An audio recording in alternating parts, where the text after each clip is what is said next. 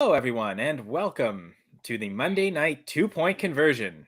Four co-hosts. Starting off, I'm Kyle Senra, and I'll go with, as Dan coined me earlier this weekend, Commonwealth Kyle, saying Happy Canadian Thanksgiving to everyone.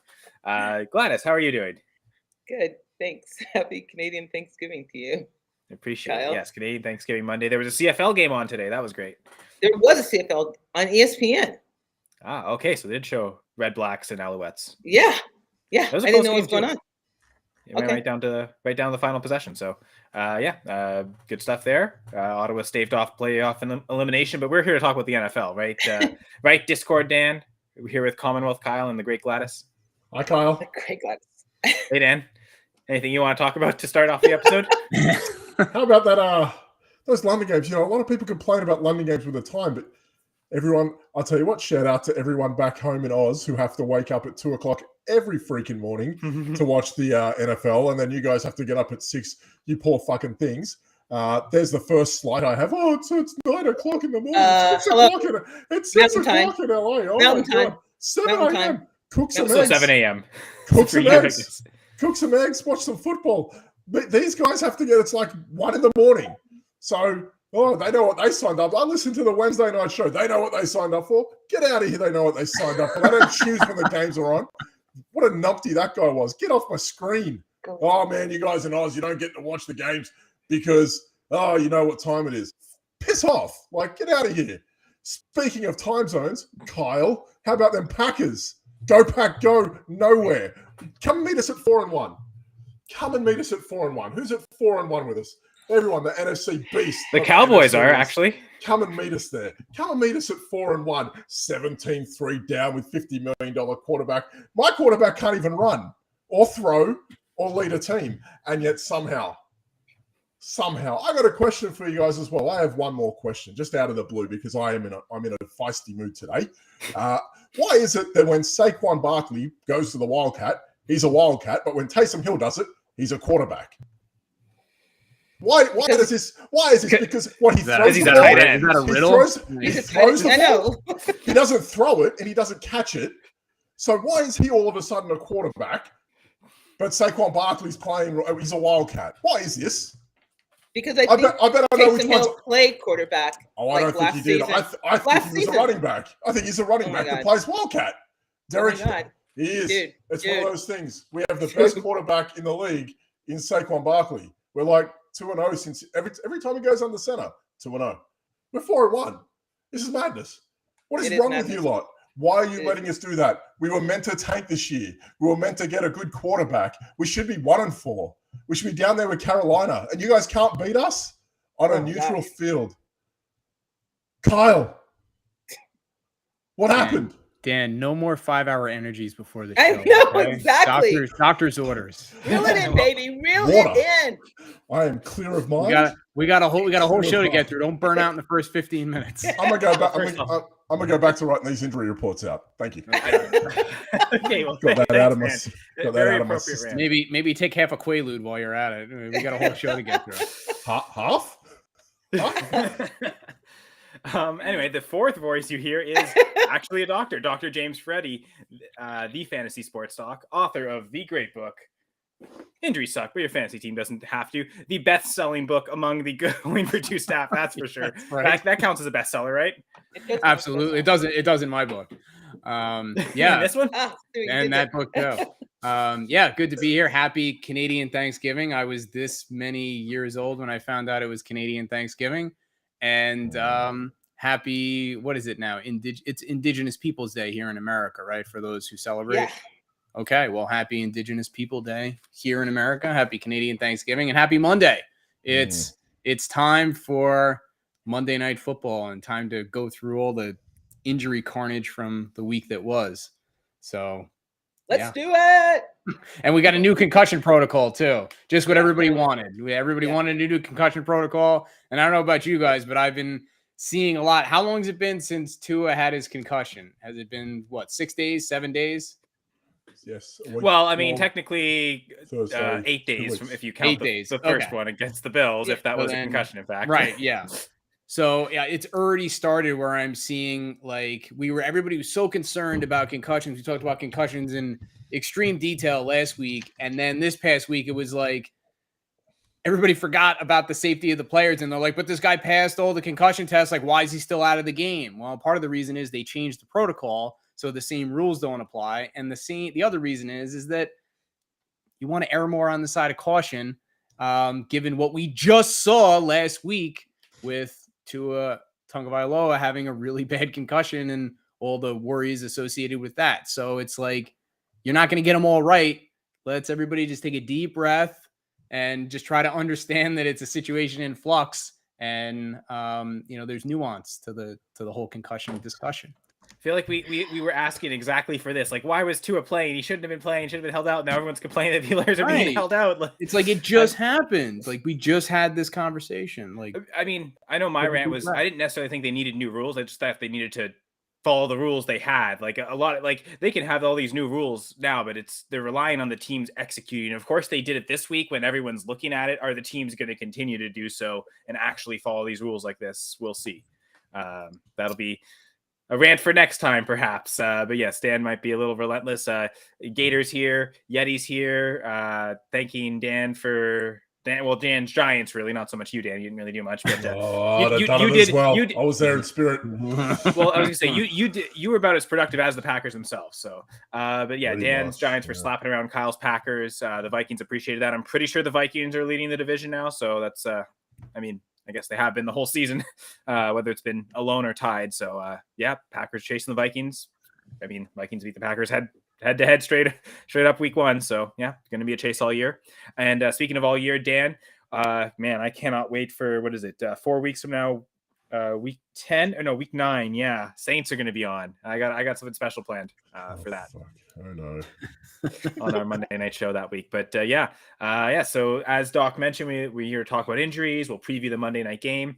So Doc, let's actually just talk about the concussion protocol. So what is this? What are the new changes? Because we spent so much time on it last week. Figures it makes sense, or I figure it makes sense to continue on this. I don't know about the rest of the host, but correct me if I'm wrong, everyone, but it makes sense to kind of just follow up. And what are these new rules? I think we can address it briefly because we're going to be talking about concussions. As long as we're talking about NFL, players and we're talking about injuries, we're going to be talking about concussions. And I think it's good to have just kind of a base understanding of what is going on now, how players are being evaluated, and how it's maybe a little bit different than how it was. So one of the things that they changed was now they have what seems to be something similar to what they have in the NHL, which they have a spotter. In addition to all of the other things, the independent neurologist, the team staff, and the team physicians evaluating the players. And they added something different to the criteria, which is considered a no-go, as far as if this happens or somebody sees this, you're not coming back into the game if you're the player. So previously it was loss of consciousness, confusion and amnesia, or loss of memory. And now they added ataxia, which is loss of balance. So if you think about the issue with Tua in his first injury, the thing that got on everybody's radar is that he was stumbling when he was kind of coming back to the huddle, and that's what kind of triggered everything and got him to be evaluated, which he subsequently passed his evaluation and was allowed to come back into the game. If that were to happen again and somebody were to see the player stumbling like that, they're going to be out of the game, and that's a no-go. They don't return to play. So that's a change. And I think it's probably a good thing because it kind of mitigates the exact situation that we had with Tua's first injury back in week 3, where he would not have been allowed back into that game and maybe the subsequent events don't happen. It's hard to say that for sure, but at least you're doing what seems like in the best interest of the players to protect them. So that's basically encapsulates, really the big changes to the concussion protocol that was agreed upon by the NFL and the NFL Players Association. So it seems like for the most part, everybody's happy with that again. So we'll see. All right. Thank you, Doc, for clarifying that. And of course, all sorts of great questions for Doc. You can ask him. You can have access to Doc not only just on Twitter at TFSDoc. And I know you always post weekly injury threads, so check for that on Twitter, I'm sure. And I know Doc, great to DM. So his DMs are open. If you have any questions, you can DM him. You can also head over to Discord, thegoingfor2.com/Discord. It's a Discord with a 700 members strong throughout entirely free, by the way. I know apparently some Discord channels do require a subscription, not the Going for Two one. So if you want access to all the great experts and analysts at Going for Two, including Doc's injury thread, head over to the Going for Two Discord. And of course, every day of the week, we have Going for Two live shows here on the YouTube channel for anyone watching live right now on YouTube or on Twitch or on Facebook. Appreciate coming in, throw in the comments section some love. Gator J's there. Yeti's here, as mentioned. Of course, if you're on Twitter, you can see the videos, but any comments or simply just Twitter video comments, they don't actually show up in our comment feed. So you'll have to head over to, again, either the Going for Two Live YouTube, Going for Two Live Twitch, or Going for Two Live Facebook pages in order to comment, interact with us, and ask any questions that you do have. So I guess, Gladys, we've had Dan's rant, we've had Doc's concussion discussion, which that's nice. I didn't necessarily intend that, but do you have anything you want to start off the episode with? No, I'm not talking until Steelers win a game. Or okay, we'll see you in 2023. Oh, wow. Or not lose by 30 points. What did you think of his Kenny Pickett's performance overall, though? I mean, it's a really tough draw. He's got probably the best defense in the AFC that he's facing. I mean, it's kind of a loaded question, but I think it could have certainly been worse, right? And I think you can't put 33 points on Kenny Pickett. The secondary just simply didn't show up. I mean, the secondary didn't show up. The rush didn't show up. I think Pickett went 34, 52, 327 yards. He threw for 327 yards. He had one interception. I'm not sure. I think he did good with the circumstances that he was given. You're going to get up against the Bills. The third play of the game, right, Kyle? The third play of the game, Gabe Davis goes for 98 yards for a touchdown. And if you watch, no one's chasing him. He could have ran backwards. He could have did a little dance. No one is chasing him. And he gets in the end zone, and then it was sucked from there on out. That's what I thought. But I thought Pickett did okay. I thought he got the ball further down the field than Trubisky could have or has been doing. But, my God, 4 touchdowns from Josh Allen. And they pulled him. He had 4 touchdowns. They pulled him. They pulled half of the offensive line. And we still couldn't score. And we still couldn't stop him. Even Cook scored. You know you suck if James Cook scores on you. When you allow a player to have their first career touchdown. It's James Cook slander alert. No, it wasn't slander, was it? It's a true story. Felt kind of slanderous, but yeah. But yes, I guess the one thing I will say, happy about Gabe Davis' performance. I did start him in the Scott Fish Bowl this week, and I actually am going to win. I'm already up, and I still have Patrick Mahomes left. And this is in spite of the fact that I started Teddy Bridgewater and got, what was it, negative 0.5 point because he had one incompletion, and of course incompletions are a negative point in Scott Fish Bowl. It's funny though, Gladys. I started Bridgewater in another league where I left Kenny Pickett on the bench. Obviously, that was a mistake. So I'm probably not going to be able to start Bridgewater anyway. But certainly Pickett's back in the lineup, or going to be in my lineup now every week. So kind of at least happy I made that move in the rookie draft. But I think he'll be. I mean, I don't know. I just know that when you get scored 38 points on you and you can't score a touchdown, even though your quarterback's throwing for 327 yards, it's like a whole team malfunction. And I'm not happy about it. And damn it, I said I wasn't going to talk till they scored. Kyle. I know. Thank you for gracing us with such a great speech. Damn it. We really appreciate it. We're really fortunate to have you. I was rocking the Letterkenny shirt partially because, the Chiefs are playing Mahomes. And part of my Scott Fish Bowl strategy was I wanted at least one piece of every AFC West offense. I'm glad I got Mahomes. Hunter Renfrow, we back from a concussion, so that's my one piece there. The Tim Patrick draft pick, that really didn't work out. And who's the other team? The Chargers. Austin Eckler. I guess he worked out really well this week. So yeah. You got Austin Eckler and Patrick Mahomes in Scott Fish Bowl? Yeah, that was it's Eckler going to the 212 was or the 211 was definitely one of the later I saw from him. So I was originally thinking go quarterback there, but that was when it was okay, I'm going the AFC West stack. I'm starting that right away in the second round. And again, the Tim Patrick pick was not good. It could have been good. His ACL had different ideas. That's a Of course. nice team there, Kyle. Thanks. Yeah, I was doing good the first few weeks, and then I kind of fell off a little bit the last few. So the it's funny, back-to-back weeks where I start the Dolphins quarterback and they give me negative points. So again, probably won't be doing that next week because I don't know that either of them will play, so I won't have a choice. But injuries, right? That's all they are. There's always injuries, and that's again why we're one of the primary purposes we talk about is injuries. Hey Doc, is yeah. Tua out definitely next week? Tua's not No. coming back? No, he's Okay. not. He is not out. Definitely, he Okay. may actually be back next week. Okay. It looks like, and we could touch on. We can start there actually. Sure, go right ahead. Great question. So he was out week 5, as we kind of all expected. Right. He's meeting with multiple specialists. Reports on that aren't back yet, to my knowledge. Like we talked about, the worry with him is that he's already had at least 1 concussion, maybe 2. In a really short time period. And the concern is there's a cumulative effect with these in the short term and in the long term. And if he gets another concussion in the short term, the concern is that could be the end of his year.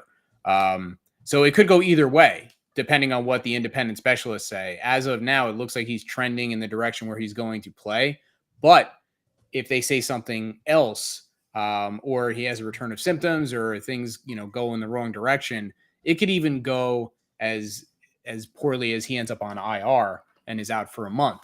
I don't think that's going to happen, but there's a non-zero chance that could happen. So, kind of we're at the point, like, stay tuned, but I'm hopeful that he might actually be back this week, provided he gets good reports from the independent specialist that he's seeing. Okay, cool. Get Tua. With the concussion, it's always, how they progress through the week. There's stages, so it's tough to say far out. You can't ever say they're going to be in really until probably the day before. Like, that's the one thing with Tua. It depends on where they are in the protocol, how far along he is. I'm not sure when that protocol starts, what day it is, but we tend to see a lot of times players through the protocol, like through the week, they have to be fully practicing. So really Friday, Saturdays when we'll first get any indication that he might play. Yeah, well, we'll just kind of see how it goes. And the thing is, with him specifically, everybody's eyes are going to be on him. He's going to be under a microscope. Like with other players that have a concussion, people are going to look at it, but they're only going to be looking at it kind of like from 50 feet away. Tua is going to be under a microscope. So it's like they're going to want everything to be dialed in perfect. So they're completely beyond reproach in the event that something does happen where he does get another concussion or something else happens, some other injury happens, some other bad outcome happens, where they want to at least be able to essentially be beyond reproach completely, where there was no question, there was no nothing, everybody agreed, and sometimes bad things happen. That's what they want to be able to say. If they can't say that, they're going to err on the side of not putting him in until they can say that. Does that make sense? So during the week, like when a player's hurt, say like he hurts his hamstring or something, we're always watching the injury report to see if he doesn't practice on Wednesday, so you're going to watch and see if he practices Friday. It's not the same for concussion though, right? Like, because he could not practice on Wednesday, and it's not as serious as, say, a hamstring injury not practicing on Wednesday. Or no? It's just different. It's just different because of the way the protocol is set up. And, maybe one of these times we can actually go through specifically what the protocol is. But it starts out with just very generally, like, can you walk? Are they symptom-free eventually? Then can you exercise lightly without getting return of symptoms, whatever they are, pain, headache, dizziness, whatever. All the way up to, can you do like light practice? And then can you do a full practice without return of symptoms? If you get a return of symptoms, you go back to the beginning and you kind of have to go through all over again. So as you continue to ramp up your activities, if there's no symptoms, then you're advancing through the protocol. If you have a setback within that, then you go back to the beginning and you kind of start the process all over again. The idea being that you'll progress rapidly through the initial parts until you get to the part where you initially started to develop symptoms. And then you may or may not progress through that. So I guess we did explain the concussion protocol. It didn't take as long, very thorough, as I thought. But it's not so much are you practicing, it's like what are you doing at practice, and are you able to advance, and do your symptoms come back? If they do, then you're not progressing through the protocol. You've plateaued and you've actually gone backwards, and you have to kind of start from square one. Because to just elaborate on that, I've seen players that are limited practice participants all week with a concussion, and they're still in the concussion protocol, and they don't get cleared. Because normally we'd see they haven't made it to being able to practice fully without having return of symptoms. Maybe they're there with a non-contact jersey, they can run around, but they can't fully practice, and you're not clear until you can do that. Non-contact jersey, like the kind Tom Brady wears when he's like playing. Apparently so. It is red, right? Yeah, Usually the non-contact jerseys are red. Maybe that's what confused everybody. Yeah, exactly. Sorry. No, hey, we're here to rant, right? Whether it's Dan or Gladys, apparently you can take over the rants. If you want to hear my rant on the Packers, because one thing I will say, Dan, is the Giants were clearly the better coach team. That's for sure.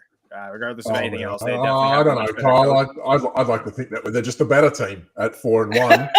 Yeah, that would probably be true as well. Stop me when I'm lying. I mean, I'm just saying the for sure thing is that they're the better coach team. That's like undisputable. Listen, I think we can say as your resident Packers fan of the fan, I'd like to think that I'm a fan of Kyle's, who's a big Packer fan. Full press coverage Packers, get a hold of them. But I'd like to think that I'm a plug machine. I'd like to think that we've seen enough. I think we've seen enough from Matt LaFleur to know that every now and again he does make some weird decisions, or he doesn't. I feel like he's not aggressive enough when he needs to be. Like, I don't know. I could be wrong with that, but I feel like he could be doing a lot more too. Dable's going to show no fear no matter what. That's his MO, right? And the Giants, to be fair, I feel like we chased Tennessee. We chased, wasn't Carolina. We chased Dallas. We were ahead of Dallas when we got caught. And last week against Chicago was back and forth. But when we chased teams, we're actually not that bad. So the game plan might have actually worked into the Giants, which was, lose first, win second. Strange strategy, but it's working. They're 4-1. Can't complain. Somehow the rest of us can't. You go back to venting, Cole. You have your moment, mate. I'll let you. Well, I was going to say, for the sake of brevity, I will plug my show again, the Full Press Packers pod. I'm definitely playing a full rant on Matt LaFleur and exactly why that's happening. So check out the recap episode this week. My co-host Jesse Hall. I'm sure Jesse will have similar complaints to but I definitely hinted at this already last week anyway. So I'm just I can't say victory lap because they lost. A loss lap, I suppose, because I'll be like, basically, if I saw Matt LaFleur, I'd say I told you so. If you listen to the podcast, which maybe he should, maybe Matt LaFleur should listen to the Full Press Packers pod, and so should anyone else. But we should get back to injuries, and Tua is out, and so is apparently his backup, Teddy Bridgewater. So elbow and concussion injuries. So again, concussions. It seems like he has to progress through the protocol. We're not going to know. I mean, we don't know if he's further along in the protocol than Tua is or not. I mean, we'll have to kind of see it through the week. But I guess the elbow injury, how do we know the severity there? Is that something that could potentially hold him out longer than the concussion? Yeah, it is. We really don't know much about that at all. It was just kind of like he wasn't in there very long. Teddy Bridgewater, that is, and then he's out with a concussion and also an arm injury, or what they're calling an elbow injury. So the good news is they're saying that he's asymptomatic now with regard to concussion symptoms. That doesn't mean he's progressed through the protocol, but at least he's feeling better there. So that at least bodes well for his chances to play in week 6 if Tua doesn't. But the elbow injury might still be an issue. So we really don't know much about that now. We just have to kind of watch the practice reports and kind of be on the lookout for updates. There's a lot of uncertainty with the Dolphins quarterback position, and that definitely has a trickle-down effect to other players, like what you're going to do with Jalen Waddle and Tyreek Hill, who picked up his own injury, which we'll get to. And the running back room has been kind of a little bit topsy-turvy. It's like Raheem Mostert is kind of taking the against all odds, taking the job and run with it, no pun intended. But you do have to. I mean, if there was a running back coming into the season that we thought had a really high chance of getting injured prior to the season starting, I'd say there were 2 big ones. Rashad Penny was one, and spoiler alert, he did get hurt. And then Raheem Mostert is still kicking around, and he's leading the backfield, this is what he does. Like, he plays really well when he's able to play, and then he gets hurt, and that's kind of it. So that whole offense is kind of, there's so much instability there. It's really hard to feel comfortable if you're kind of leaning on any of the Dolphins skill positions right now. I don't know. What do you guys think? Well, because it might be Skylar Thompson starting for them at quarterback next week. Yeah. And just okay. Anyone else wants to go? Feel free. Nope, having dog issues. None of us want to talk about the Dolphins. We're just trying to avoid them completely. Melania, Kyle, I was just watching the Giants Packers game on my phone again. So Oh my God. I just checked out. Well, no wonder you seem so happy and glee-ish. But I guess we could talk about the Tyreek Hill injury then. Might as well stick with the Dolphins. So foot injury for Hill. Yeah. So, I mean, you guys know the deal with this. They're kind of not making a big deal out of it, but he was in a walking boot. The diagnosis at this point is unclear. It could be nothing. It could be somebody stepped on his foot and he's got a bruise or something like that. But there's still always the specter of there being like a really significant injury, a ligament injury or something like that, like a Liz Frank. That's not fear-mongering. That's a possibility. That's one of the things that's in the diagnosis tree if you have a foot injury. So we just don't know.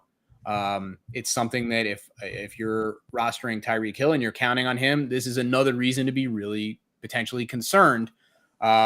So, with relation to that, they're not must adds at this point, but assuming they do get their quarterback back, guys to keep an eye on, Trent Sherfield and Cedric Wilson, I would keep them on waiver wire speed dial. Jalen Waddle's been dealing with a groin injury. Tyreek Hill's got a foot injury.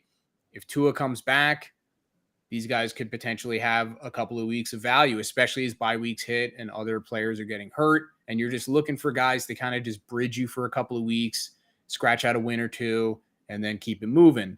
So if you're in a deep league and things with the cheetah go from bad to worse, Sherfield and Cedric Wilson, they flashed in the past. Sherfield with the 49ers and Cedric Wilson with Dallas. So, they're guys to keep an eye on, and they could have some value. And I think so with Waddle, he was coming off a groin injury. He played. I know I've got him in one league. He scored 6.3 points. So yeah, I wonder, I suppose I might play him again next week, especially if Hill's out or limited, thinking, with Thompson, even if Thompson's at quarterback, the way they use Waddle, underneath guy, like quick throws, yards after the catch, I think I'd still be confident playing Waddle. I don't have Tyreek Hill anywhere, so that's tough for me to gauge, but that I would probably be more willing to play Waddle than I would Hill. Hill still seems like kind of those guys where if he's active, you play him. But I don't know, Doc, would you have hesitation playing him? No, I wouldn't. And I think, we're getting to the point where it's like, in the beginning of the year, it's like you have all these choices, right? It's like you start out waddling down, sort of. Yeah, should I play this stud or should I play this stud? It's like, I don't know. This guy's going to project to score 20. This one's projected to score 18. As the bye weeks and the injuries start happening, it's like the criteria and the bar for when you start somebody gets really low. And I think we're kind of getting into that phase as we get into, week 6 when the bye weeks start. And with all these injuries, it's like my bar, definitely gets lower. It's like, is this guy healthy? Is he going to play? Okay, then I'm starting him. Like Tyreek Hill, if he's active, I'm probably starting him. Unless I'm just been really fortunate with injuries or I don't have a lot of bye week issues. I think most people are going to be in a position where they have to start him. That's fair. And I guess, again, back to my Letterkenny team, my Scott Fishbowl team in the Letterkenny League. Lost Tua, lost Bridgewater. I also had Baker Mayfield in case I needed to, but now lost him too to an ankle injury. So I suddenly only have Mahomes, which is a good quarterback to have, but that's definitely have to do some tinkering there. But I guess we know, I suppose, with knowing Baker Mayfield, I think he's already been ruled out with the ankle injury. Just real quick, we'd rather pick up PJ Walker than Skylar Thompson, who we're not sure if Skylar Thompson would start. At least we know with Walker, he will be starting. As much as the weapons are intriguing, Tyreek Hill and Waddle, again, knowing Hill's foot injury, the weapons in Carolina may not be so bad either. So just to get that out of the way, I think we'd all prefer to spend, fab or priority waiver ads on PJ Walker as opposed to Skylar Thompson, certainly in Superflex leagues. Yeah, I definitely agree with that for sure. Okay, I guess, is there more to say about Mayfield other than we think he'll be out a couple weeks, it seems? Just real quick. So it's a high ankle sprain. We know the deal, 3-4 weeks, could be longer. Here's the real issue with him. He could end up on short-term IR. PJ Walker's going to start now. Does Darnold come back and get another shot? He's dealing with his own ankle injury. There's a non-zero chance Baker Mayfield comes back from this injury in a few weeks to a backup job. So you have to run that through your filter as well and decide, is that something you want to hold on to? Carolina fired their head coach. Some people think it's long overdue, but Matt Rule is gone, and things may change. I think it's going to be hard for things to get worse over there.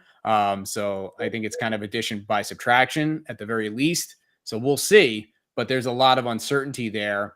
So again, if you have injuries and you have bye weeks and you have other needs, it might be time to just kind of move on from Baker Mayfield and fill those other holes, because Baker Mayfield's not going to be doing anything for your team for a few weeks and maybe longer if he doesn't get his job back. Did they fire the OC too? No, I believe he's still there. They fired the defensive coordinator, but not the offensive coordinator. Yeah, I need to find the DC, but Which is Ben the offensive yeah, coordinator he is Dan's old buddy, Ben McAdoo. Benny McAdoo, the guy So the guy that took Eli Manning to like a 13-3 record or something. Wasn't it They were good there for a couple of years. Like, Yeah, he gets a bad rap. That whole thing fell apart when he became the head coach, but they did really well for at least a year or two. He kept everything kind of when he was running the show. When he wasn't running the show, he did well enough to get Eli to be as effective as possible and play within his means.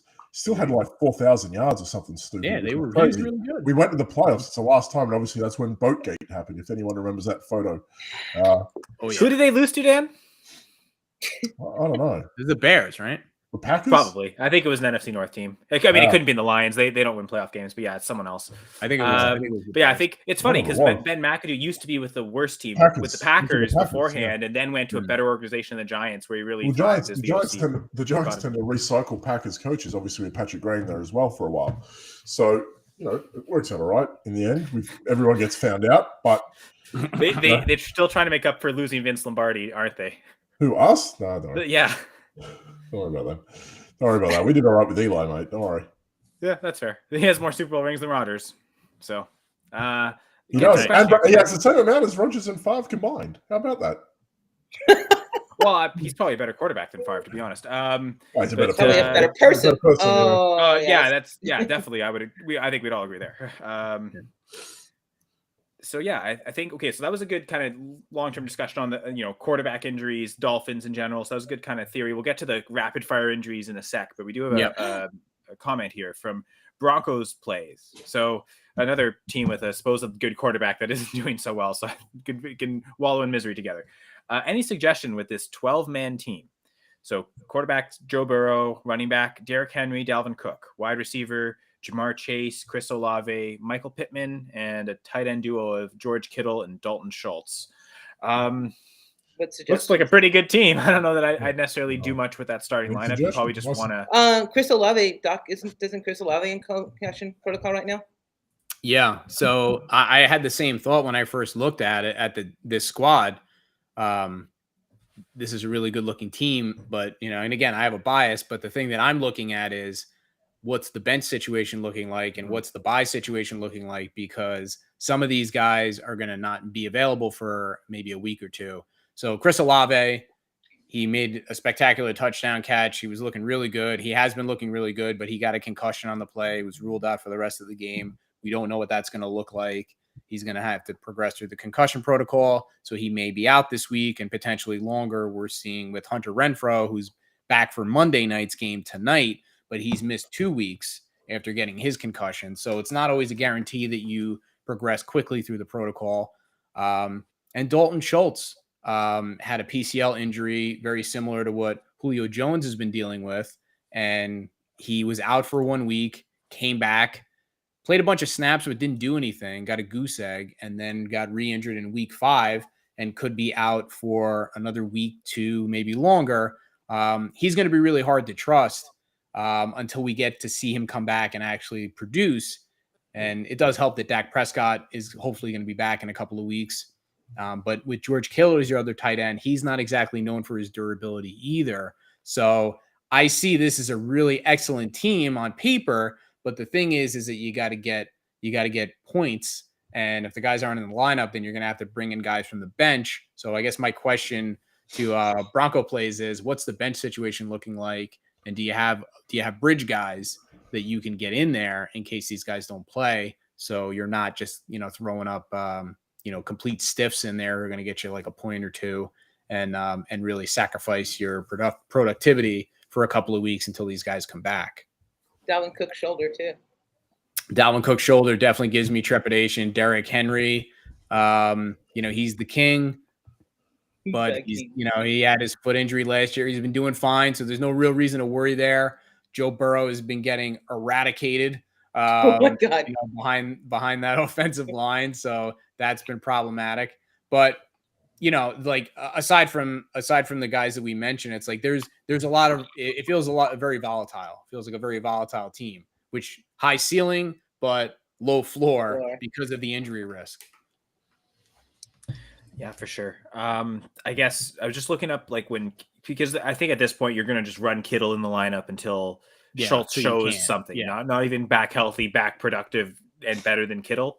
Yeah. But again, you mentioned the keyword, Doc, bye week. So you have kind of a certain runway. You need Schultz to be back by week 9. So I guess this would be my first question, Doc, because I think this might be the first tangible thing they might be doing. Getting you to guess 4 weeks in advance. That'll be week 9 will be the Taysom Hill game here on Monday night. But going 4 weeks in the future, would you be able to trust Dalton Schultz in the lineup just without knowing anything else? Do you think 4 weeks is enough for you to be able to start him? Geez, I don't know. That's close, because I had confidence. I'll be honest. Usually I'm pretty good as far as if somebody comes back, I'm like, all right, they're out there, put them in. And I'm usually pretty, liberal when it comes to that. But the thing that gave me a lot of trepidation was when he started in week 4 and he got 0. That's a problem to me, because once you do that, when you're out there and that tells me that you're not completely right and you're kind of a decoy, or at least you're playing that role. And we saw that a lot. One of the guys who was really good at that was Megatron, Calvin Johnson, because he had a lot of chronic issues with his ankles. They would get injured and they would send him out there and they would basically just say, go out there and run in a straight line, try to draw the defense, but he wasn't going to get the ball. And it's Megatron, so you got to start him, right? But then he would go out there and he wouldn't do anything, and that wouldn't really help you. So that's the thing that I worry about with Dalton Schultz is they know that he's one of the weapons on that offense that makes it go. And they know that if he's out there, he's going to draw some attention. So they put him out there. He runs his routes, but he's not actually going to get the ball. He's going to serve as a decoy. So until he's out there for a game and I see him actually getting productivity, making catches and not just blocking or running routes without getting the ball, I can't feel confident starting him. And that's irrespective of his injury needs to heal enough to even get him to that point, which may be 2 or 3 weeks. Then add on another week where he's out there and doesn't throw up a goose egg. I think it's going to be close potentially. So you're right on that edge. And if he's back, you misses 3 weeks and comes back the 4th, you probably don't want to play him. And that's part of my wondering is Schultz just a cut for what you're talking about, adding depth at the other positions, namely running back and wide receiver. Cost benefit wise, it's always very team specific as to what your individual needs are at the time, what your record is. If you're 4-1, maybe it's not that big of a deal. You already kind of got your eye on the playoffs. You figure I'm going to get to that 7 or 8 wins that I need. I'm going to get in one way or the other. Maybe you're thinking bye or division title or something like that. And everybody wants to win every week, but it's big picture wise, you want to be healthy weeks 13, 14, 15, 16 when the playoffs come around. That's much more important than it is to be healthy weeks 1 through 4. But as the buys happen and injuries happen and you have needs elsewhere, sometimes you have to make those cuts and just say, okay, this guy's not going to play for me for 3 or 4 weeks. Realistically, that's too long. I can't carry him. I have needs elsewhere and I need to make a move. I think, not having a backup tight end means you carry more depth at those positions. And then come week 9, when it is Kittle's bye week, then you look, okay, who's then you could really just minimize it down to just 1 week of the available tight ends. Who is the most touchdown upside, or who do I think will have the biggest week? And you can be really flexible there. Yeah. That's the week you carry 2 tight ends. Then you go back to hoping for the breakout for Kittle. It's a super streamable position. Yeah. Agreed. On a weekly with a weekly. And the best thing is if you're waiting until that week 9 period when Kittle has the bye, you're also limiting your options. If there's 5 or 6 teams on a bye, you don't have to worry about those guys on the waiver wire for that week that you could pick up. You're limiting your options to maybe no Thursday, no Monday. Oh, I guess Thursday maybe. I'm thinking of something else, but at least you're limiting your options. If there's 6 teams on the bye, you don't have to think about which ones are those tight ends you would pick up for that week. You can just go, okay, well, these are the 2 best tight ends that are available. Let's go for that. But you're looking at streamable tight ends, like, bring it up again. Hayden Hurst got another touchdown this week, right? Like, guys like that. Gerald Everett does it again. Robert Tonyan popped up again. Like, these dudes guys like Donald Parham are making some noise. Daniel Bellinger he's starting to factor into the Giants. Cade Otton, he's starting to play more for the Bucks as it's going on. I think he's got 11 points this week. Like, dudes like that, they're starting to show themselves, right? So be patient, and if you're in a good position, that's a nice little team you've got there. Might have been a little bit of a problem, obviously, with some of those players not starting the way you might want them to. If you don't have to panic, like what everyone else said, wait till week 9. If you're not going to start them until that point, why are you picking them up now? That would make no sense to me. I'd be waiting and to say, okay, well, if there's 6 teams not there, this is the best tight end available. Let it ride. Especially if we think Schultz isn't going to do much for these weeks. It's not like he's going to have a spike week all of a sudden that's going to be, okay, everyone has to roster. But at this point, he's injured. He may not be that desirable. Heck, you might drop Schultz and he might still be there to be picked up in week 9 if he's not healthy. And the other people are kind of are more set at tight ends. They've been kind of doing their due diligence, picking players up. Doc, you mentioned that 0 he got probably sours some people. They might go look at his game log and, oh, no, that, he was great last year, but he's got a 0 this year on a, as a healthy player, even though we two zeros in a row, week 4 and week 5, 2 zeros. Like that's going to push you down on a lot of rank lists. So anyway, Broncos plays all to say, don't be afraid to drop Schultz if you need depth at other positions. But go ahead, Gladys. Sorry. No, you're fine. Hey, Doc, what do you think was the most egregious injury this week? Like the person that you think may not be coming back soon? Was there one? Yeah, it was Penny, right? It was the one that we were kind of all waiting for. So I feel this one is personal for me because I ended up, like, full disclosure, I picked up Rashad Penny as a free agent last year, and all I heard all offseason was he's going to get hurt. He's going to get hurt. Don't draft him. Don't pick him up. He sucks. Don't use him. He's going to get hurt. And it's like, okay, yeah, maybe, but when is he going to get hurt? And will he have some really good weeks before he gets hurt? It turns out the answer was yes and yes. So last week, he has a monster week, and I felt vindicated. And that just goes to show you, like, how the fantasy football gods are very fickle, because right on the heels of that, unfortunately, what a lot of people predicted is what happened, and it happened this week, which is he essentially broke his ankle without getting into too much detail. Broke his ankle bad enough, and there's enough damage there that he needs surgery. And it's very similar to what happened with Jamison Crowder last week. So he's out for the year. And it was fun while it lasted, but now it's Ken Walker season. So he promptly came in and then scored, like, whatever, a 60-something yard touchdown and paid off all those people that had faith in him. So good for him, good for them. And, the sky's the limit for the young rookie. But it's unfortunate for Rashad Penny because this one, it wasn't really his fault. Like, he had a lot of soft tissue injuries. This was just like, it was like a physics equation. Like, you have a big guy lands on somebody's leg at an awkward angle and the bone's broke. It's not like his fault. It's not because he's injury prone that he broke his leg. He was just in the wrong place at the wrong time. And now he's done for the year, unfortunately. So Seattle's actually been looking pretty good. I don't know if you guys have noticed, but Geno Smith is looking good, and the wide receivers there are looking good, and that offense is looking decent. I once offered there's this guy in a league I'm in, my league, and I offered him a 5th for Geno Smith because, like, Trey Lance went down. I'm like, actually, I'd rather the 5th. That was, I was like in week 3. I was like, you know what? I think I'd rather the 5th over Geno. Probably need to recant that again. Yeah. Oh, Geno. You said you'd rather her 5th or the other? I said I'd rather the 5th. I was like, why am I chasing Geno Smith for? This is the dumbest thing I've ever done. I thought you were crazy for not accepting Andy Dalton for a 3rd for me. But, yeah. I look at like I treat Superflex like, have I got someone on the bench that is going to get me the same amount of points? And I probably do. So for me, it's paralogical, right? I'm like, oh, well, I had Andy Dalton.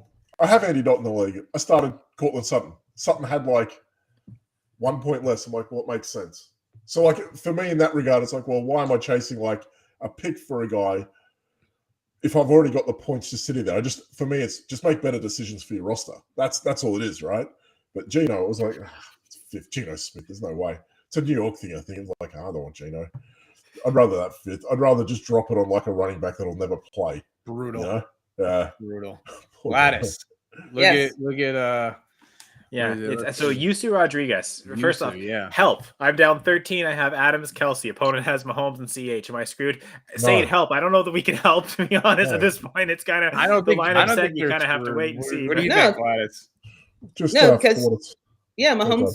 Kelsey, you're okay. CH is really doing well, but I have no confidence in him personally. But he has seen an uptake in his snaps. He has scored touchdowns, even when he has negative yardage, which I don't even understand how that happened. And Yeah. Adams isn't getting in the end zone. He's getting yards, but he's not getting touchdowns. So no, I think you're fine. I think you're going to be okay there, Rodriguez. Just let me Well, double check on this.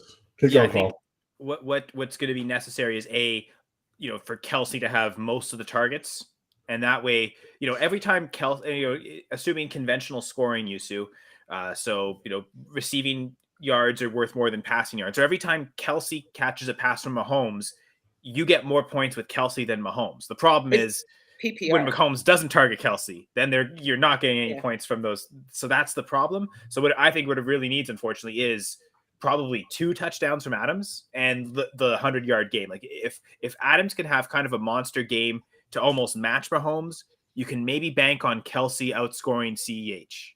That's probably what is needed. And I'm saying that's probably not likely because we'll get to it in the props later. But man, Doc, Mahomes is against the Juju Raiders. hurt? Is Juju playing? Juju Juju's is hurt, right? playing, as far as I know. I believe he's playing. We need to double check on that. But the last I heard, I he will was check. playing. You guys always get super complicated with this. I agree. I realize I have a bias, but there's always a path to something happening in a game. CEH gets hurt. Devontae Adams blows up. Mahomes and Kelsey cancel each other out. Boom, victory. Yep. So there's always a chance that somebody gets hurt. So that's the caveat that you always have to take into account. It's like, hey, could this happen? Yeah, it could happen because somebody could go Teddy Bridgewater and go out on the first play, or hurt their hamstring or hurt their knee or something, and they're just done. And then it completely alters the landscape. So you're never out of it. Never give up. Never give up. And Gator J is confirming. I also just checked. Juju Smith-Schuster is active tonight. So All right, but what was his injury? He was injured, right? Oh, good question. here I'll It's always his shoulder.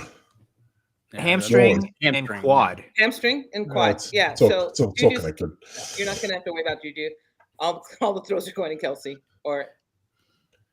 Kelsey or MVS. Hopefully MVS. No, I have a decision to make that probably doesn't matter because I'm down by so little, and I also have Mahomes and Clyde Edwards-Helaire playing. But I had Juju in the lineup as well, but I also have Hunter Renfrow on the bench, knowing that Renfrow, it's the concussions, but it's also been a couple weeks.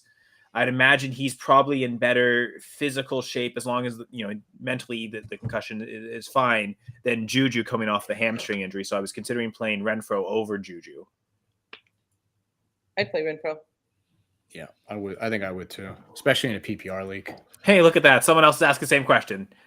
Oh, nice. So again, I'm kind of leaning Renfrow, and so full transparency, I've got this decision in this league, and I've got Renfrow in right now over Juju. But again, the context there is I've also got Mahomes and Clyde Edwards-Helaire in the same lineup, so I feel like I've still got exposure to the Chiefs offense, and from the other side stacking, assuming the Chiefs score enough. So that's, I don't know if that changes the equation.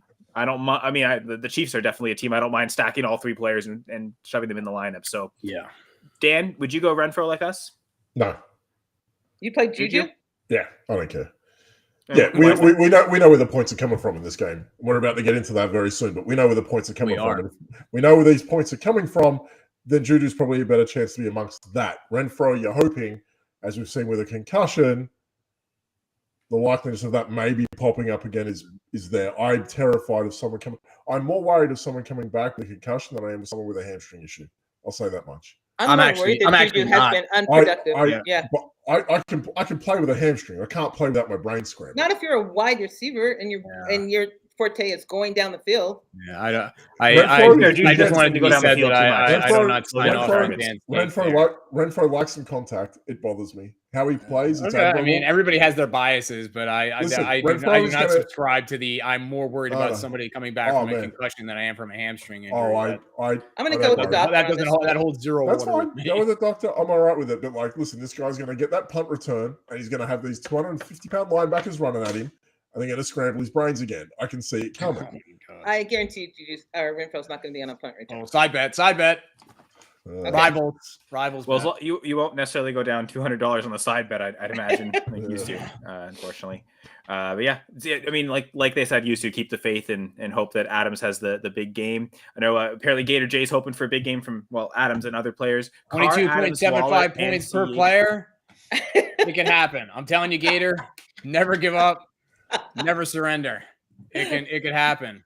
All right, Galaxy listen. Quest. I know it can happen. Keep the faith.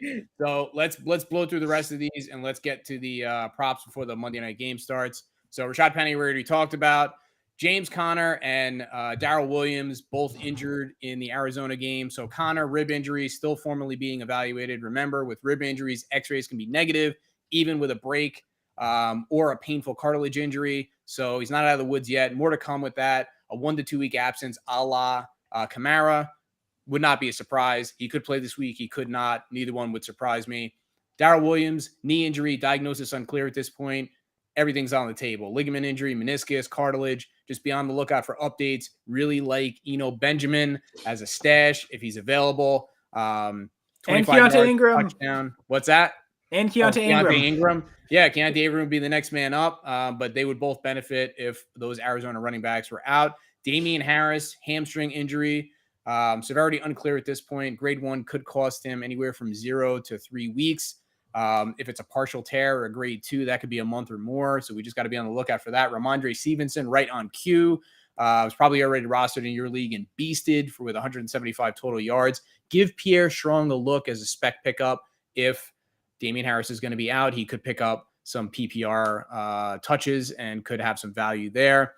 Jonathan Taylor, the ankle gate is still going on. We don't really know much more. There is some optimism surrounding his status in week 6, suggesting a low ankle sprain. High ankle sprain isn't off the table for me yet, but at least it looks like they're trending to suggesting that he's going to play next week. Cordell Patterson, that whole place is a mess down there. Like, he's on IR. They have a 3-headed monster potentially with Damian Williams back in week 6. So he's somebody to potentially look at as a veteran guy. He's been really successful. So just don't forget about him, especially if you're really hurting at running back. DeAndre Swift, shoulder and ankle injuries. They held him out kind of as we predicted. They have a bye next week. The expectation is that he's going to be back in week 7 after the bye, but hold Jamal Williams if you have him, just in case Swift has any kind of setback or he isn't ready coming out of the bye, which could happen. This one really hurt a lot of people. T. Higgins with Cincinnati. He played week 5 and he re-aggravated his ankle sprain, and he got a goose egg for everybody that played him on Sunday night as just like a cherry on top of like a crappy like Cincinnati Bengals offensive output. So his availability for the next few weeks is very much in question. Tyler Boyd and the rejuvenated Hayden Hurst, along with Chase, would benefit if Higgins misses time. Tyreek Hill, we already talked about. As far as the walking boot, unclear diagnosis, not really sure what's happening there with the Dolphins. So a lot of questions to be answered there. Just got to kind of track things, watch practice reports again, keep Trent Sherfield and Cedric Wilson on waiver wire speed dial in deep leagues if things with the Cheetah go from bad to worse. Christian Watson, shout out Zach Pulowski, left in week 5. Severity unknown as far as the hamstring injury, but he could easily miss a few weeks. He's been number 4 on the depth chart for most of the year anyway, so he probably has marginal value in redraft, but could be somebody that could have some value later in the year. It just kind of depends on where your team is at this point, how much you're interested in him. Keenan Allen, he's been out for a while with this hamstring. Didn't practice at all leading up to week 5. So could this be a grade 2 partial tear injury now? I need to see him on the practice field before I can even think of him getting back onto the field. So just be on the lookout for updates for that. The Giants wide receiver woes continue. They're winning, so all is well, but geez Louise, things are ugly there. The 4-1 Giants. What's that? The 4-1 Giants. 4-1 Giants. I apologize. I stand corrected. So one, I don't want to get sidetracked. 4-1 Giants. Wan'Dale Robinson, limited practice. He's missed weeks 2 through 5. Again, I got to see him practice before I can even think about him coming back. Who knows what's going on there? You would think that if he had any chance of playing, he would be out there given their issues at wide receiver. So the fact that he's not is definitely concerning, but hopefully he's getting closer to being out there. Kadarius Toney, this one is really messed up. So while his first hamstring injury was healing up and he was able to practice, he injured the other hamstring in the lead up to week 5 and ended up missing the week 5 game. So now he's been out for 3 weeks, and this could cost him even more time, Keenan Allen style. So we just got to watch practice reports here, be on the lookout for updates. Kenny Golladay, that whole thing's been played out, but at least we know what the injury is. It's an MCL, medial collateral ligament injury. So he had no practice time. Then he missed week 5 as expected. This could cost him even more time. The Giants may just decide to sit him down, put him on IR, do something. I don't know. But I'm pessimistic for week 6, even with the state of the New York Giants receiving core as it is. Julio Jones injured his PCL, missed some time, made a minimal contribution, and then missed week 5. So week 6 and maybe longer is in serious question at this point. I can't trust. He's like Dalton Schultz all over again. I can't trust him in my lineup until he actually plays a full game without issue, and that might take a while. So if you have other needs, I think it's okay to move on. Michael Thomas missed weeks 4 and 5. No practice leading up to week 5. There does seem to be some optimism as far as his week 6 status, suggesting a grade 1 or the lowest grade toe injury. So this week of practice will kind of tell the tale. If he can practice, then maybe we can start penciling him in. Deontay Hardy had the more severe version of a turf toe injury. So they're already considering surgery at this point. So this suggests either a high grade partial tear or a complete tear of the ligament. And he's already expected to miss extended time. So expect a 6 to 8 week absence on the low end, and surgery could end his year. Treylon Burks on IR with a turf toe. Don't have to worry about him for a few more weeks. He may not even be ready to come back after his IR stint is over in a few weeks. Isaiah McKenzie, concussion, ended up missing week 5. We talked about Khalil Herbert as being a potential guy who could make some noise, and he did. So I think he's worth a speculative add just in case any of the other Buffalo wide receivers get hurt. We've seen that he can do it. So good Khalil to have Shakir. him backup.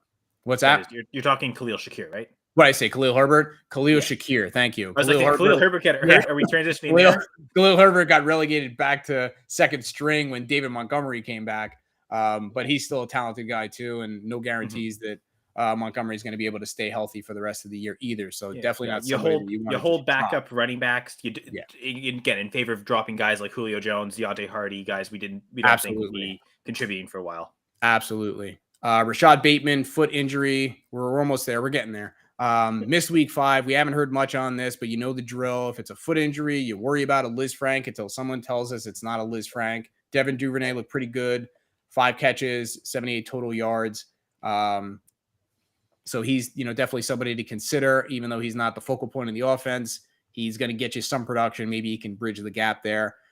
Jahan Dotson going into the Thursday game. So this one was interesting because the initial quote was with his hamstring, he might be out for a week or 2. So no, he might be good this week or whatever. They're already kind of like setting the bar and setting the finish line tape 2 weeks out. Could this be a partial tear? And could this be really underplayed at this point and keep him out for multiple more weeks? It could be. So the guy that we talked about last week, Diami Brown, who was a 3rd-round pick at a University of North Carolina, he did really well. He only had 2 catches, but he made the most of them. 105 yards, 2 touchdowns. I think he's definitely worth a speculative add just in case any of these other guys get hurt. On Washington, he's shown that he can be productive.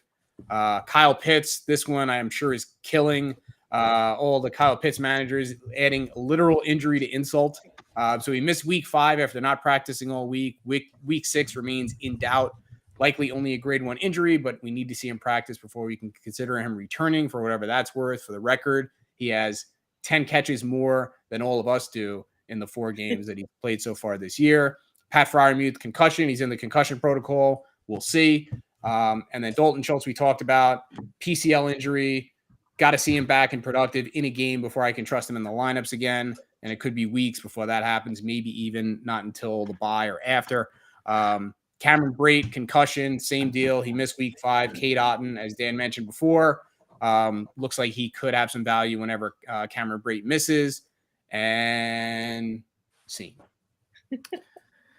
And here we are, the Raiders and the Never Chiefs. This is gets your old. team, Doc, the Raiders. We're going to talk about some props, picking the game, but also individual player props. All this can be found at Underdog.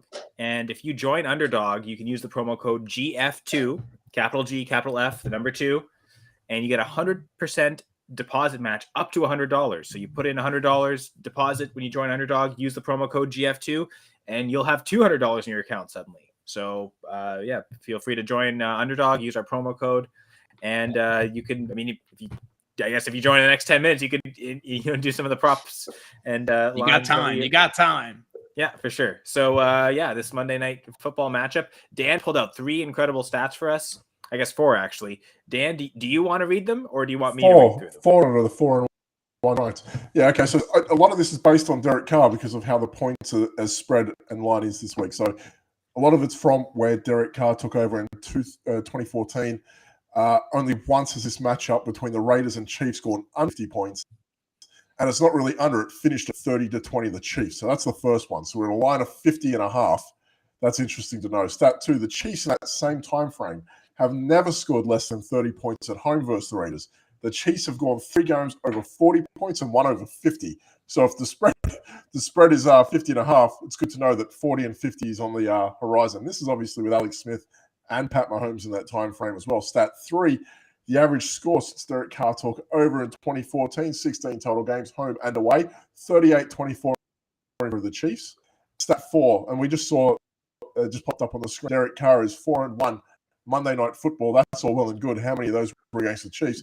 He has a 3-13 record against the Chiefs since 2014, 2 wins in his last 10. So heavy fat on the Chiefs. For me, if we're going to get straight into those bets, for me, I feel like Chiefs +6 and over heavy.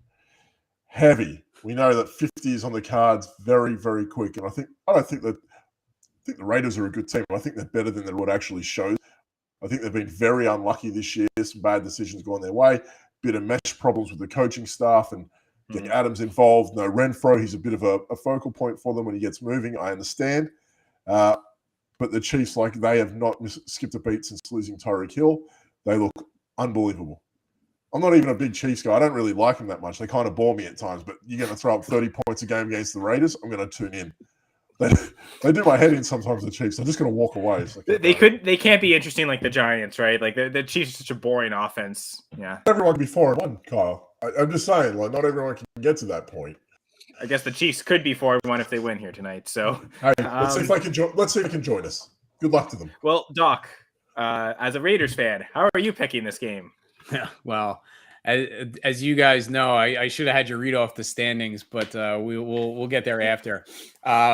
So you guys who've been watching the show, you know that I've picked lower on the over/under every game, every single week, and this week I'm going to break with that and go higher. And I have watched enough of these Chiefs Raiders games that I have a good sense of how it could go. And I am going with the Chiefs -6 and the higher. It's like, what do they say? Bet with your head, not with your heart. So Raiders all the way, but I've seen the Raiders get, the Chiefs have mopped the floor with the Raiders more than once. And I think that this game could easily go that way. I think the Raiders score enough points to make it interesting and to get the higher, but I think the Chiefs are just going to be too much. And if not, I'll be happy because the Raiders will win. But I'm taking the Chiefs and I'm going higher. They were playing the Broncos, though. You have to remember, Dan. No, two teams that I'm hoping the Packers play because I think Matt LaFleur can actually outcoach both those coaches. But regardless, it was the Chargers last week, wasn't it?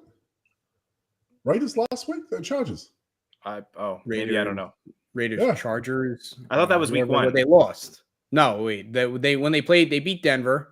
And they lost everybody else, including the Chargers. Yeah, I'm pretty sure that was Denver last week. Whatever. One team's 4-1. So the wrestling doesn't exist. We haven't. Listen, I've been doing this show for 3 years with you guys. I haven't said this ever. That's true. 4 wins for the Giants. Yeah, even in week 17. Well, usually you say it, but usually it's not until early December. We matched last year's total. We matched last year's win total before the bye rounds hit. What do you want from me? Give it to. Just let me. Hey, the victory goes the spoilers, right? Enjoy it. Anyway, so before we spoil this too much, I'm just gonna keep it quick. I'm also taking the Chiefs and higher, so the three of us are doing that. Gladys, are you making it a clean sweep? No, I'm taking Raiders lower. Wow! Wow! So That is bold. I like it. The Raider fan in me likes that. That's it, Any Gladys. particular That's reason? that's that Steelers spite in her right there. No, this game's gonna suck. I don't want to watch anyone do well. I love it. Shut up. Yeah, what's behind that? What's behind that, Gladys? What do you like about that? Well, I think like you said, I think the Raiders are going to make it a lot more interesting than people are giving them credit for. And in every other site, it's 5.5. It's 51.5. Every site but this one, and 7.5 points. Yeah. They're giving the Chiefs. It started the week a week ago. I've been watching or tracking along with the Action Network, and a lot of it was at the start of the week. Kansas 7 and 51.5. Yeah. So and today they dropped it. Yeah. So I'm going lower. Yeah. Because Don't you hate need to the logic. differentiate from Doc too. That's another reason. Whatever. Strategy. Gator. Something Don't Well, give yeah, me. because all Gator, of don't us. see me. Yeah. Sorry. Something Matt Gator, LaFleur don't doesn't be- have. Sorry, Gladys. I'm just. I have to put the comments up. I feel obliged. I didn't even think about it. Sorry. But I guess. So the idea, I guess, the game theory behind what you're saying, Gladys, is when you see the line falling, you think they'll never drop it far enough. If they feel like their line isn't what they should have been, they won't drop it enough, and then you take advantage and go even lower. I'm not sure I think that thoroughly through like you do, Kyle, but sure. Okay. We can go with that. I'm a game theory guy. You are a It game happens theory on the guy. subconscious level. I know, yeah, maybe that's what's going on. But yeah, if I go to other sites, right, and they haven't dropped their total, and the total still stays high, but what we're playing with has dropped their total, then I think yes, it's going to go lower. And It's a great thing to look at as well. So like we obviously do underdog props, but look at Prize Picks. You'll see like there is an edge there to be had with what another company thinks will be lower or higher on a different player. You can look across the board, DK props. You can have a look. So Gladys is spot on with this. There are certain places that will stick to their guns and they'll force you into making bad betting mistakes, whether you want them to or not. So she's seeing like the line move and she's going, don't care. This is what I'm going with because they're trying to manipulate because no one else will. So, I actually respect the idea of what she's doing. I'm also going to go with spite from the Steelers. Love it.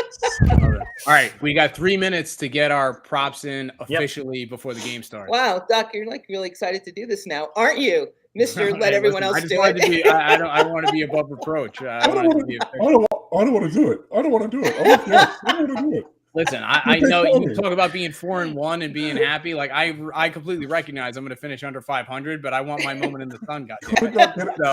Last year we could not get a bet out of you. I know.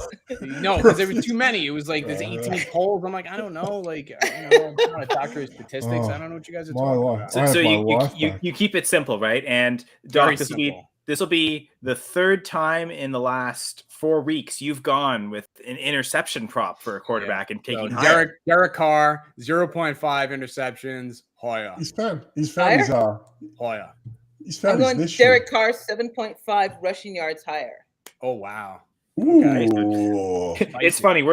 Of course, this game with the quarterback shootout, all our props involve quarterbacks. Dan alluded to it earlier, right? The Chiefs' ability to score.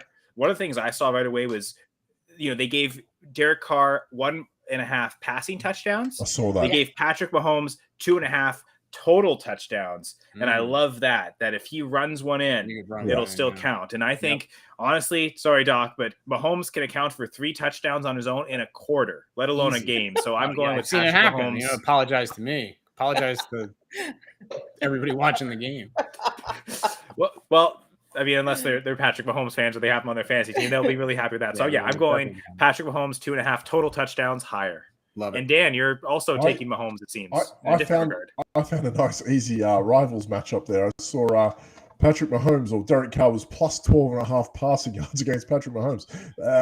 If anyone's watched the Chiefs lately, they ain't running it for shit. So it is Patrick Mahomes. He's going to go for at least 400 in this one. It's going to happen.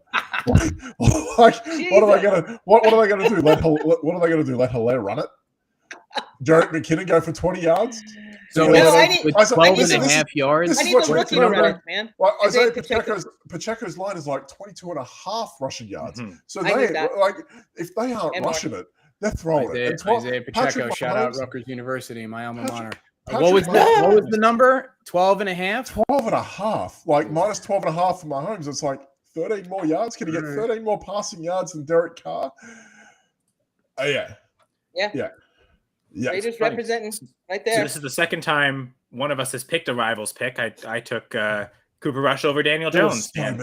was so many this week in the rival section. When I shot them over to you, like it was, I'm looking at it going, there's just so many options. It's Juju, it's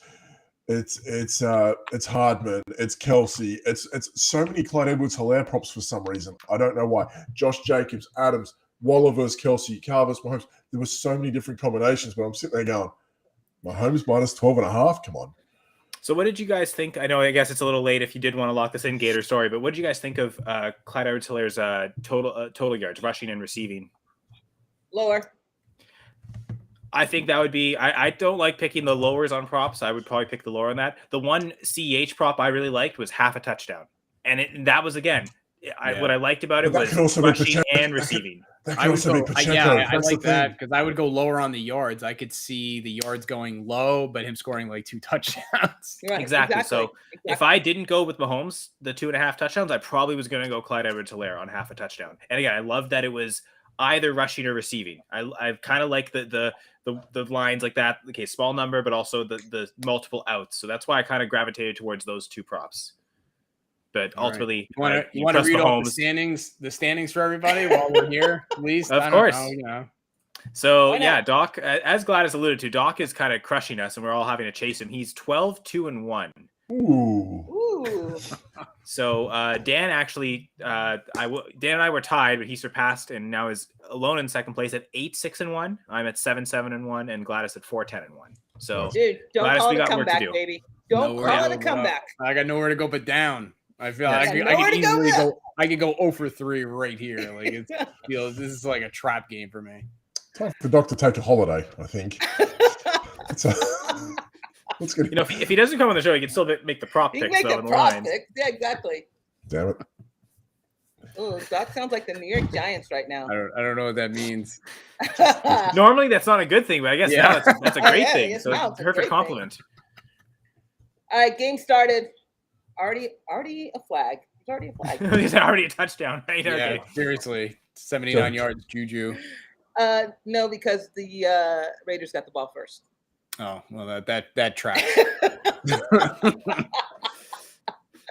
Anyway. And it's 2nd and 21. So Yeah, that sounds about right. Derek Carr just launched Oh, one to Mac This- Hollins. this Yeah, is- he this is did. almost. Oh, Didn't catch it though. Nah. I was Don't gonna worry say, about did he get the interception? Doc No. already got his prop. Yeah, He's never cheering for a Raiders turnover so hard. Is this going to be like the Colts game, Colts Broncos on Thursday? Because No. I was No. kind of flipping through. God no. I No, swear, Derek every Carr's- time I check back, the Derek Colts Carr's at were least in decent. a 3rd and 30 situation. Like it was like, what's going on every I time? know. The game sucks so bad. You know what? I kind of like that these games are testing people's. I've said it before. I'm a soccer guy, right? So, I've watched many nil-all draws. You throw 10, if the Premier League is on, there's 10 games every weekend. Half of them are nil-all draws, right? You live with it. You're like a non-scoring game. You got to test your patience. You've been waiting like 9 months for the football to come back. Like sometimes they say with boxing and fighting, styles make fights, right? That was just not a very good fight. It was just terrible. Okay, I just want to say It's that terrible. not only is Devontae Adams like a really good football player, but his Taco Bell commercials are amazing. Outstanding. Aren't they? Yeah. With a Taco Bell in their house. That's Well, awesome. We've been deprived of non-commercial players in Green Thank Bay you. for too long. Yeah, exactly. You know? We need Devontae Adams, Taco Bell commercial. What Andy Reid, commercials do Cameron we get out of what commercials do we get out of Aaron Rodgers? I forget. The State Farm. Like, okay, like, Not that I that's want it? to like plug an insurance company on our broadcast or anything. That's but it? like that's. That's it. State I Farm? try not to Anyone pay else? attention to commercials, honestly, but that one just Anyone seems, else? those seem to always be on. Nothing. Just like the least commercial state in the country is Wisconsin. Like Devontae Adams. To be in the- fair, it's the smallest city of Vegas? any NFL team, so of course the media companies don't really care. Devontae Adams straight into Vegas commercial. Let's go. Commercial. Let's go. Commercial. With I mean, think Baker about May- Russell with Wilson. Baker- Seattle's Small listen, City, not in the commercial. Suddenly he's with the No, Broncos. He's in let's every not. awful commercial that's the worst Think slash about- best ever now. Think about every commercial Baker Wait. Mayfield's been in. Like, it's wild. Like, that guy's had more commercials than wins. You know what I mean? Like, it's Wait, what? I don't get any commercials with Russell Wilson out here. I haven't seen one. Google commercials? Russell Wilson He's in a lot of Subway, he's in and Subway that's all commercials. you need to know. Oh, really? Yeah. I've never seen a Subway with him. It's in the it. greast Yeah. commercial of all time, Gladys. Yeah. Just so cheap. I It's doubt that. something. Very It's seriously. it's something. Well, I only consider it the greatest commercial of all time because it's probably the worst commercial of all time, but everyone has been talking about it, and because of that, they've gotten Damn it. basically free publicity for it. So it it's makes it the pretty greatest cringe. advertisement of all Now I'm time. gonna have to Why not? Google it tonight. Yeah, you got to Because we you got just to talked see about it it now. because it's everybody's talking about it. It's pretty cringe. So It's, that's all I can say. It's you know, Okay. it's pretty dangerous. perfect. It's right. it's perfect. Right, it's quintessential Russell Wilson for whatever, for better or for yeah, worse. This is That's- dangerous that's- conversation territory. We should Yeah, probably exactly. leave now. Take us home, Kyle. Well, I want to end with, and this is a rant that I've heard other podcasters make. As a Canadian Thanksgiving, I will make this. Put CFL players in commercials, and this is specifically Canadian commercials and Canadian companies, obviously. But they you know, Safeway, they've got this official partnership with the CFL, and yet they've got, you know, the stereotypical family and the little girl pretending to be the coach, and put a fucking CFL player in there. I mean, Safeway, you're partnering with the CFL, the touchdown to win contest for decades now. You can't put Zach Caleros reigning and probably also this year's MOP in a commercial. Like, seriously, come on, Safeway. Listen, on you got they got to do a better. You think about this country as a whole, like they do very well commercializing players and product, but it's the same players and product. I absolutely agree. You look at, I could go on around about this World Cup year. Christian Pulisic is finally in a commercial. Like, and what America has the next World Cup. You want to get these guys out in front now, and you're not going to have a problem selling tickets to a World Cup. But you want to get the support behind your team now. One commercial for like your best player, it's insane. You got to get these guys out. MLS has just finished, or it's just about finishing with playoffs and all that. Get in front of these guys. Get them out there. You got some good players in this league. Higuain was out here, one of the most prolific scorers in the world. Max Not one Crosby. commercial. All I'm saying. Not one commercial. It's wild. Is that what Gators talk about here, Gladys? Max Crosby. Yes. So good. Oh my God, he is. He is. Man, if only they took him 4th overall instead of Clean Farrell, and then they probably would have just taken Farrell in the 4th round. Who knows? Then it'd all be good, right? I can't. Wait, there's Farrell on the sideline looking at Max can't- Crosby I going, can't- I wish I were you. I can't fault Mike My Mack hero. too much for any of that. My hero. Well, yeah, I think we know who was actually running that team. Probably someone who shouldn't have been running an NFL team, frankly. That's fair. So hanging out with Matt Rule. I just want to say that this is the week of my comeback, that I start my comeback, my epic comeback, because I have nothing to cheer for during NFL season. So all I have to do is study stats. Hey, come be a Giants fan, Gladys. We'll take you. I'm rooting for you, Gladys. I'm rooting for you to Listen, go 3-0. listen. Just so you know, for the next 3 weeks, we'll have a positive record. So, yeah, No matter what. Yeah. no matter what, we got a positive record until like week 8, week 9. We're good. Are you positive about Yep. that? Okay, name so these- we'll answer this one question before we get out of here. Oh, Name wow. these running backs in order based on how well they will do in fantasy. Damian Pierce, Ramondre Stevenson, Brees Hall, and CEH. Now, this is tough. Like, I think on a weekly basis, it could fluctuate. So I think we're just going to straight up the rest of the year. Yeah. Rest of the year. Oof. We'll just say for the sake of it, redraft, right? We're gonna say redraft. rest of the Redraft? year. Yeah, because I mean, even in Let's- Dynasty, you'd still want to know who's doing the best in the year. So All yeah, right. I'll straight go. up I'll go answer. first. Brees Okay. Hall, Damian Pierce, Ramondre Stevenson, CEH. Done. That would be exactly how I do it. Brees See, Hall, I think Dameon I Pierce, Ramondre have Stevenson. CH right behind Brees Hall. I think this touchdown, Wow, this okay. hit him scoring touchdowns. I know touchdowns are fluky, but this is exactly what we expected CH to do: be efficient with his touches, have access to a lot of scoring because of this offense. I think he's a top 12 right. I had him ranked this week as RB3, and I think that's he bold. is. I think in fantasy right now he is the RB3. I think I think his behind only gallbladder Chubb grows and back. Barkley. He gets another gallbladder attack, and then he's out for the year again. No, I'm kidding, but I think Could happen to Damian Pierce. I mean, he signed that trash Texans O-line. I mean, how many hits does he take before he suffers an ACL tear, right? So, Oh, I mean, wow. we could speculate injuries all If we you wanted wanted, to. but No, no, I but think I was joking about the gallbladder thing. You were serious. I just think I know Brees he is. Hall- It's like, to me, yeah. Brees Hall and CH have the advantage of getting the receptions as well. I mean, Brees Hall just put up 100 receiving yards, so that's why Yeah. I think we'd all agree he's number one. but I'd have CEH right there. I think Dan, what do rest you of the think? season, I wouldn't even be shocked if CEH For me, passes if him, you're to be gonna honest. So if you're going to say I'd rest of go the season, Hall, the only- CEH, probably Pierce, then Stevenson. But I could even put Pierce last just because I have so little faith in that offense. yeah, I think if you're talking, I don't know what's so funny about this. Clyde Edwards-Helaire is the RB3 right now. It's I think it's shouldn't so be a funny hot 'cause take, you're but I getting think he'll be so a top 12 upset. running back the rest of the year. Because you're like right here, and everyone expects you to be like right. Dan, That's give what's Kyle so the other funny. half of your Quaaludes, will you? I know. Listen, Carl, you got to relax. Look, I think if you could make the case like of how running backs get used, it's hard to, for me, if Damian Harris is out for a while, it's hard to argue against Ramondre Stevenson. We saw in terms of how touchdown dependent running backs can be in a Patriots offense. What was it? We said it last week, 15 running backs, right? 15 touchdowns for Harris last year or something. So we know that that's in there, and he's got the PPR chops in him too. So he's capable. But the way that Hall got used second week in with, young blood, Zach Wilson, right? We've seen how that looks, and that team is only going to get better. They're going to have bad weeks. There's going to be inconsistencies, but he was having 10 target games leading up to this week anyway, with or without Flacco and Carter. So I think it's hard to say that it isn't going to be Hall no matter what. So let's throw Hall there. Hilaire, on any week, he had 0 rushing yards a week ago. 0. Minus 7 and 0. We're looking at a guy who's scoring negative points, hoping for a touchdown. And as capable as the Chiefs are of getting into the red zone, they can throw McKinnon in there. They can throw Pacheco, who's only going to grow into the season. Pacheco is only going to get more use as the season goes on. It's not going to be Hilaire because they're going to look at him and go, yeah, he's not really that effective. They're too smart of an organization to keep playing that.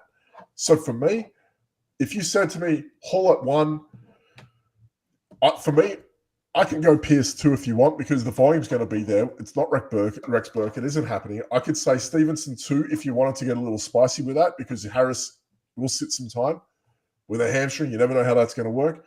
Pierce at 3, Hall and CEH. Let me be the RB3. It's like he's scoring like all these points in one game, and I know that matters at the end of the season. But when you're setting your lineups, it matters a lot. So I just don't trust the guy at all. Not with McKinnon there out rushing him. Not with Pacheco there getting goal line work too late in the game. I have 0 faith in that guy. Sell him now. Sell him. Kyle, how crazy is it if B League is telling you to calm down? Seriously. Well, I guess that was this episode. We switched places. It's Freaky We Friday, switched right? places. The Giants beat the Packers. Everything's kind of messed up. Freaky Everything is Monday. Thanksgiving, It's hooray. It's Bizarro world. I get most of my aggression out on a Friday. This is like nice for me. You know what? And I Oh am my mistaken. I will correct.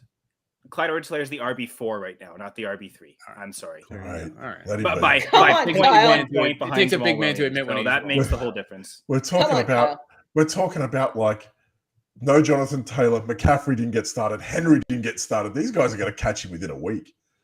It's going to happen. I also think Nick that, Chubb. no, Nick it's good- Chubb, buddy. good debate. Chubb. Can I Eckler. just throw one more stat out there? He had Yeah. 92 rushing yards against the Buccaneers run defense. So this idea that he can't run and he's not effective. I mean, yeah, he had the 0 rush yard game, but he sandwiched that between a 74 rush yard game and a 92 rush yard game. So Negative I don't know. 7 That's kind of yards. seeming He could play. like that was a game where the Adams Chiefs scored 20 touchdown. points against the Colts. I don't think we saw that Adams coming. touchdown. Adams touchdown. 17 points against the Colts. Really? So Are you I don't ahead know. of us? Yeah, it's like a 60-yard bomb as well. Oh my I'll God, you're ahead of say- me on the feed. Well, How is it's that East Coast. possible? That's an East Coast thing. I guess Adams the Giants are ahead of touchdown. the Steelers. That's 58 yards. shocking. God damn. But hopefully for Adams getting a touchdown, that helps Yusu here get that money Nice. back. And you know what? It also helps my prediction. There you go. All On a right, 4th and take 1 us- as well. Take us home, Yeah. Kyle. That's it, Carl. So go Clyde Edwards-Helaire. No, I'm just kidding. Well, not really. I actually am. cheering for him. Jacob. Anyway, so thank you very much for this, big spirited debate on the AFC West. I guess what? I think we have an AFC West matchup next week anyway, right? I think it's Broncos Chargers, I believe, next week. So That's not a matchup. Dan's trying to tell me to get out of here, so I'll just say, join Underdog, use the promo code GF2 for 100% deposit map. Oh, he's saying 4-1. Okay, the Giants are 4-1. In case people didn't know, he's gonna have to say they won more times than they'll actually win this year. It seems. 4 more games. 3 more weeks. Yeah, The guess bye so. week. Let's hope a bye week stretches that out as well. No worries. Gotta love winning Gentlemen. records, and hopefully we can help you win in fantasy, whether it's with the injury analysis, the props, and props to my three co-hosts for having to deal with me today. So I'm very thankful. Thank you, Doc. Thank you, Dan. Thank you, Gladys. You can follow us all. Gladys at Gladys L. Tyler. Dan's at the B League Says. Doc's at TFS Doc. I'm at Senra Says. Of course, follow us on Going for Two at Going for Two Live or at Going for _2, both on Twitter. Check out goingfor2.com. All sorts of great articles and all sorts of great content for NFL, NBA, DFS, all sorts of great hip happening stuff at the Going for Two. I don't know why I just said hip happening. We really need to get out of here because I'm derailing completely right now. But thank you, co-hosts, for making this so enjoyable. Bye, guys. Bye, Gator. Have a great Gator. week. Thanks to Gator for loving the show. Love all the interaction from everyone. And we'll see you all next week on the Monday Night Conversion. Bye Good for luck, now. Rodriguez.